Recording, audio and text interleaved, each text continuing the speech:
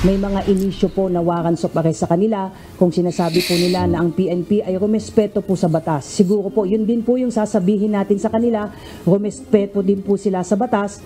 Nagpatupad ng balasahan sa hanay ng ilang matataas na opisyal ng pambansang pulisya. Ito'y kasunod ng isinagawang operasyon sa 5 compound ng Kingdom of Jesus Christ sa Davao noong June 10. Ayon kay PNP, Public Information Office Chief Police Colonel Jean Fajardo, bukod kay Police Regional Office 11 Director, Police Brigadier General Aligre Martinez, inalis din sa pwesto sina Directorate for Operations Director, Police Major General Ronald Lee at Intelligence Group Director, Police Colonel Edwin Portento. Kasama din sa tinanggal ang 9 na opisyal at tauhan ng Criminal Investigation and Detection Group, 2 miyembro ng Special Action Force at 1 Traffic Enforcement Unit. Paliwanag ni Colonel Fajardo, ang pagtanggal sa naturang mga opisyal sa pwesto ay upang bigyang daan ang isinasagawang investigation. Alam mo, may pagka-weird dito isipin nyo ito na mabuti may pagka-weird dito. Sinabi nitong ni Fajardo na kesyo respetuhin din daw natin yung batas, bla bla bla bla bla bla bla bla bla dahil sa kanilang pagsuserve ng warrant. Pero habang iniimbestigahan to, ang dami nilang tinanggal na mga leaders o sabihin mga opisyal sa PNP doon sa Davao. So ibig sabihin po, alam niyo may problema. Hindi niyo lang ma-pinpoint kung saan. OFW ALD, salamat po. Naintindihan mo natin, ibig ko sabihin, kung walang problema, kung sa tingin niyo sapat yung ginawa nilang aksyon, o sapat o sumunod sila sa tamang utos itong mga PNP officials nito, bakit nyo i-relieve? Dahil lang iimbestigahan? May something. Maraming dahilan kung bakit. Hindi, isipin nyo to, bakit ni-relieve? Anong problema? Bakit ni-relieve po nila itong mga kapulisan na to? Ibig bang sabihin, naniniwala sila na sinasabi ng iba na meron pang aabuso? O pangalawa, baka naman nirelieve para iligtas sa kung ano man demandang kakaharapin. Pero hindi naman maliligtas din yun Imposibleng maligtas. Kasi pag kinasuhan ka, talagang kailangan mong harapin. Di ba? Ano kaya ang dahilan kung bakit sila nirelieve? Pwede ba ipatawag for investigation kung ano to? Ma-relieve? Pwede naman, pwede pa rin. So yun na nga ang question Kung talagang sa tingin ninyo, tama ang inyong ginawa, tama ang inyong implementasyon ng arrest warrant, bakit kailangan nyo pang i-relieve ito mga to? Ng PNP, kasunod ng mga kontrobersya sa paghahain ng warrant of arrest laban kay Apollo Kibuloy at 5 iba pa noong Lunes. They were administratively relieved to give way po sa ang gagawin po nating investigasyon kung nagkaroon nga ba ng lapses, nagkaroon nga ba ng pagmamalabis, nagkaroon nga ba ng negligence of supervision, at titingnan natin yung hindi ko talaga magets Ako willing ako intindihin. Bakit kailangan i-relieve? Because nag-iimbestiga? Anong katarantaduhan yun? Hindi ba pwede mag-imbestiga na andun sila? Ang mag-iimbestiga naman yung mga ibang ahensya o ibang departamento sa loob ng PNP. May unit po kasi sa PNP na nag-iimbestiga ng mga tiwaling pulis.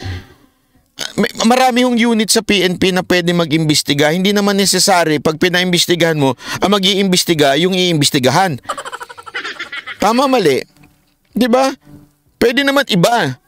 Ba ng pagsaserve po ba ng warrant ay naging tama? Wala po ba tayong na-violate doon sa police operational procedure? Hamon ng PNP sa nagtatagong religious leader at 5 co-accused nito. Sumunod sa batas at harapin ang kanilang kaso. Huwag nating kalimutan na kaya tayo nandoon ay dahil gusto nating iserve ang mga warrants of arrest sa mga taong akusado. Kung ang PNP ay handa at bukas sa pag-iimbestiga ng anumang forum. Alam mo, isa pang anggulo nito, iniipit talaga nila, ginugulo nila. They're making violent, hindi naman violent, pangit kasi kung sabihin natin naging violente yung mga pulis, pero oo.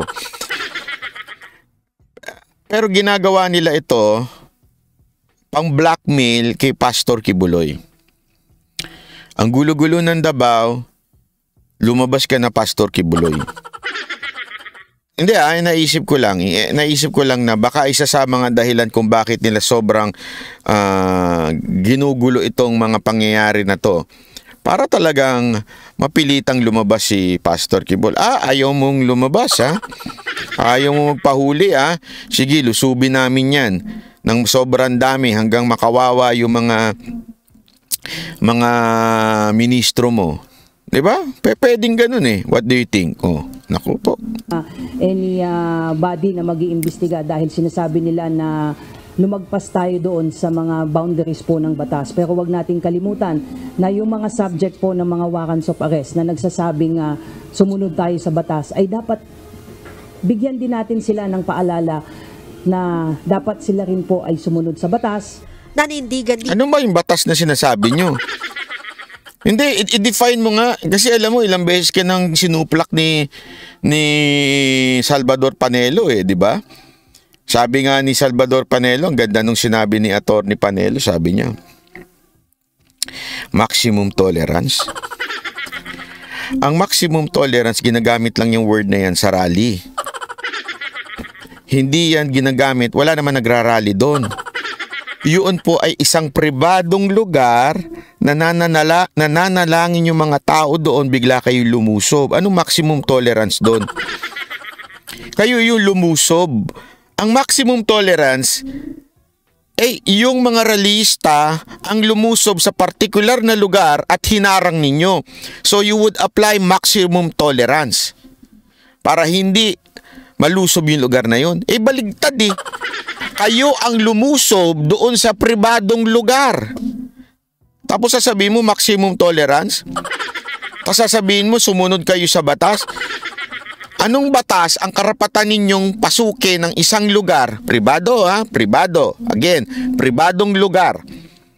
Na wala naman doon yung aarestuhin ninyo, nilusob nyo lang basta-basta.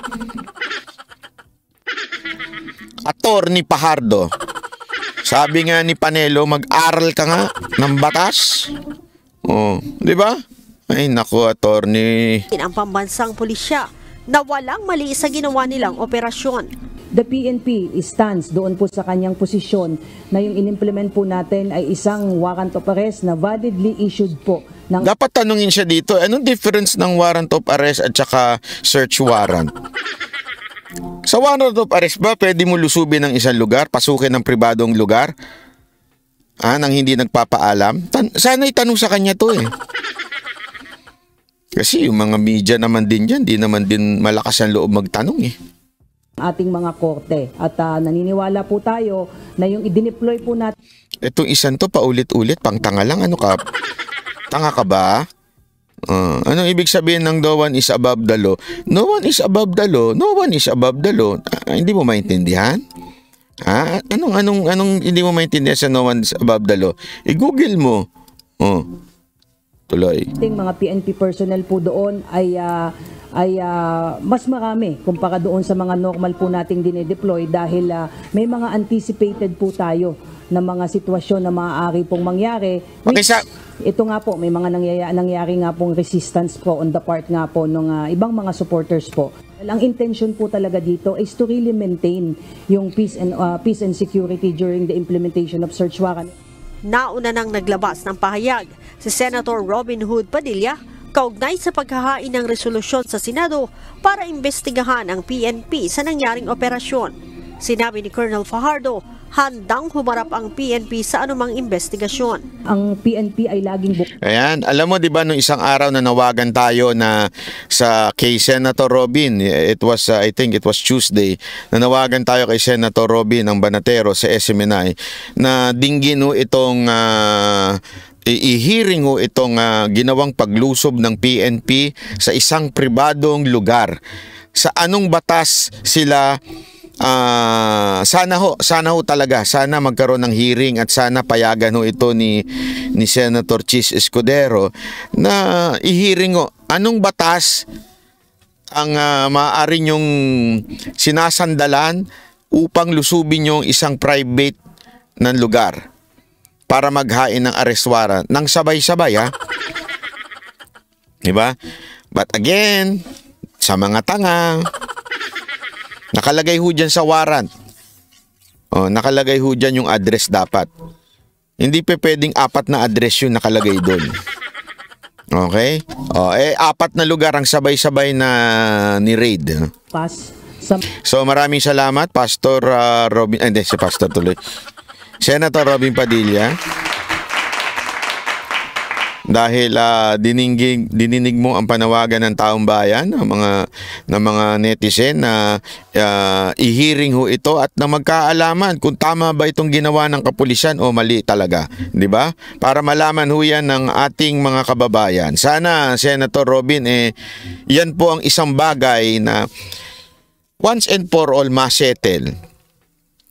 Kung tama po ba ang ginawa nitong kapulisang paglusob at pag-raid sa isang place of worship, isang place ng eskwelahan.